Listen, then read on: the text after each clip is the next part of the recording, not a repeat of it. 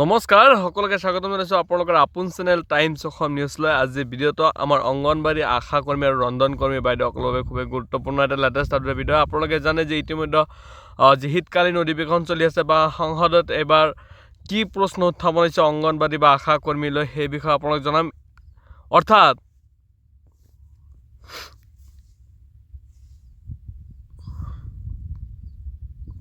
নমস্কাৰ সকলোকে স্বাগতম জনাইছোঁ আপোনালোকৰ আপোন চেনেল টাইমছ অসম নিউজলৈ। আজি ভিডিঅ'টো আমাৰ অংগনবাড়ী আশা আৰু ৰন্ধন কৰ্মী বাইদেউসকলৰ বাবে খুবেই গুৰুত্বপূৰ্ণ আৰু এটা লেটেষ্ট আপডেটৰ ভিডিঅ' হয়। আপোনালোকে জানে যে বৰ্তমান শীতকালীন অধিৱেশন চলি আছে সংসদত আৰু ধৰ্মেন্দ্ৰ যাদৱ ইউপিৰ আজমগড়ৰ সাংসদ আৰু তেখেতে তীব্ৰ প্ৰতিক্ৰিয়া ব্যক্ত কৰিছে আৰু অংগনবাড়ী আশা আৰু ৰন্ধন কৰ্মীৰ যি মাননি বা পাৰিতোষিক আশা কৰ্মীৰ কথা উল্লেখ কৰিছে 2000 টকাকৈ লাভ কৰে। ইয়াৰ ওপৰত জোৰদাৰ যি তেওঁৰ বক্তব্য ৰাখিছে আৰু তেওঁলোকৰ কষ্টৰ কথা তাতে উল্লেখ কৰিছে। আপোনালোকে যেনে আগতেও তেনেকুৱাকৈ উল্লেখ কৰা হয়। আৰু এটা বস্তু আপোনালোকক জনাই থ'ব বিচাৰি আছোঁ যে কি কৈছে সেইখিনি বিষয়ে মই ক'ম, কিন্তু আৰু এটা বস্তু হৈছে যে বহুতে ইতিমধ্যে কমেণ্টতো কৈ আছে যে 2 লাখ টকাকৈ অংগনবাড়ী কৰ্মী সহায়িকাক দিব, কিন্তু এটা ফেক আপডেট কিয়নো ক'ব লাগিব, কিন্তু এটা বেলেগ ষ্টেটৰ খবৰ হয়। কিন্তু কেন্দ্ৰীয় চৰকাৰৰ তৰফৰ পৰা কেন্দ্ৰীয় মন্ত্ৰীয়ে কোনো স্পষ্টীকৰণ এই বিষয়ে দিয়া নাই।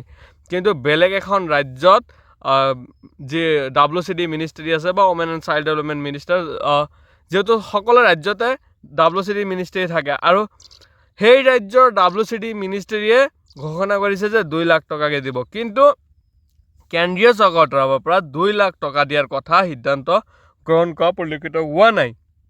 কি কৈছে ধৰ্মেন্দ্ৰ যাদৱ আৰু কি প্ৰশ্ন কৰিছিলে আৰু কি উত্তৰ আহিছে আপোনালোকে সবিশেষ চাওক।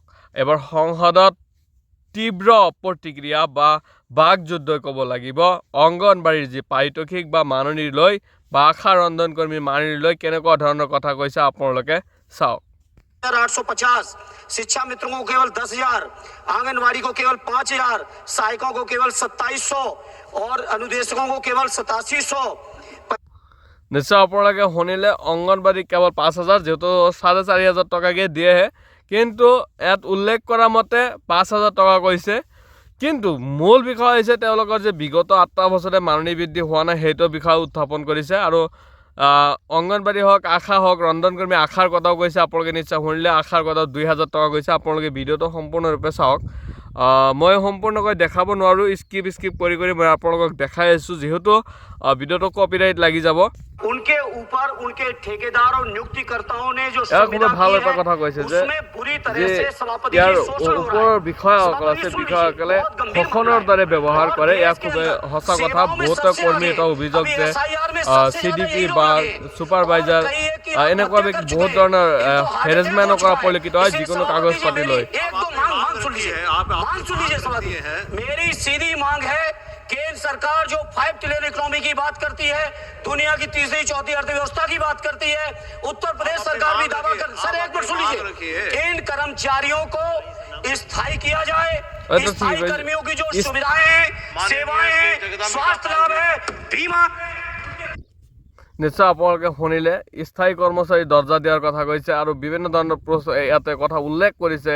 SIৰ হওক তেওঁলোকৰ কাম আগত বুলি উল্লেখ কৰিছে, কিন্তু মাননিৰ ক্ষেত্ৰতহে তেওঁলোকক মাননি দিয়া পৰিলক্ষিত নহয়। কিন্তু খুবেই এটা ভাল কথা যে সাংসদত এইবাৰ এটা বিষয় লৈ, যি বিষয় নেকি আপোনালোকৰ দাবী, সেই দাবী লৈ মাত মতা পৰিলক্ষিত হৈছে। কিন্তু আপোনালোকে জানে যে অংগনবাড়ী আশা ৰন্ধন কৰ্মীলৈ ইতিমধ্যে যোৱাকালি যি উচ্চস্তৰীয় বৈঠক হ'ল, বৈঠকৰ পিছতে আশ্বাস প্ৰদান কৰা হৈছে যে আপোনালোকৰ পাৰিতোষিক বৃদ্ধি কৰিব বা আপোনালোকৰ যি মূল দাবীসমূহ আছে সেই দাবীসমূহ গ্ৰহণ কৰা হ'ব আৰু যিমান দূৰলৈকে সম্ভৱ আপোনালোকৰ দাবীসমূহ কাৰ্যকৰীকৰণ কৰা হ'ব।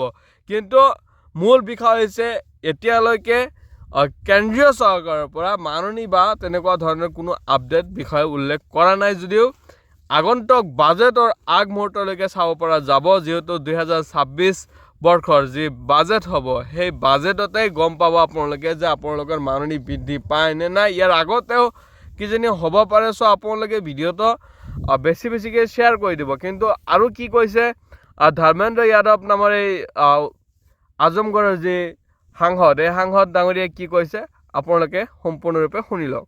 1 महीने में SIR कराएंगे, उन पर सुविधाएं नहीं देंगे।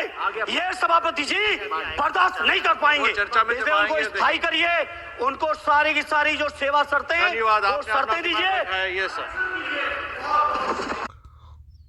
খুব এটা ভাল কথা কৈছে যে তেওঁলোকক স্থায়ী কৰ্মচাৰী দৰ্জা দিয়াৰ প্ৰয়োজন আৰু তেওঁলোকক যাতে ভাল এটা সুৰক্ষা দিয়ে বা তেওঁলোকৰ কাৰণে বীমাৰ ব্যৱস্থা কৰে। বিভিন্ন কথা ইয়াতে উল্লেখ কৰিছে। তাৰ ভিতৰত যিটো মূল সমস্যা আছিলে স্থায়ীকৰণ, তেওঁলোকক স্থায়ীকৰণ কৰ্মচাৰী হিচাপে স্বীকৃতি দিয়াৰ কথা বাৰে বাৰে উল্লেখ কৰিছে আৰু ইয়াত বহুতে ছাপোৰ্ট কৰা পৰিলক্ষিত হৈছে। কিন্তু মূল বিষয়টো হৈছে যে অংগনবাড়ী বা আশা বা ৰন্ধনকৰ্মীৰ বিগত যোৱা 8টা বছৰে মাননি বৃদ্ধি নোহোৱা তীব্ৰ আন্দোলনৰ পিছতহে কেন্দ্ৰীয় চৰকাৰৰ তৰফৰ পৰা এইবেলি যি ডিচেম্বৰ মাহত যে আন্দোলন হ'ল, আপোনালোকে জানে এই আন্দোলনৰ পিছতে কেন্দ্ৰীয় মন্ত্ৰীৰ গা লৰিল আৰু অন্নপূৰ্ণা দেৱীয়ে মাতি লৈ তাৰপিছত কিবা বুজ ল'লে। কিন্তু আচল কথা হৈছে তেওঁলোকক বুজহে ল'লে, কিন্তু মাননি বৃদ্ধিৰ বিষয়ে কোনো স্পষ্টীকৰণ দিয়া পৰিলক্ষিত নহ'ল বা আচলতে তেওঁলোকৰ যি মাননি, যেহেতু আপোনালোকে জানে কেন্দ্ৰীয় চৰকাৰৰ পৰা এটা বস্তু স্পষ্টীকৰণ দিয়ে যে আপোনালোকক ৰাজ্য চৰকাৰেও ধন পৰিশোধ কৰে বা আপোনালোকক মাননি দিয়ে। কিন্তু আচলতে ৰাজ্য চৰকাৰে যি মাননি দিয়ে সেই মাননিৰে একো নহয়। অৰ্থাৎ ক'ব লাগিব আমাৰ অসম চৰকাৰে 2000 টকা এটা দিছে, কিন্তু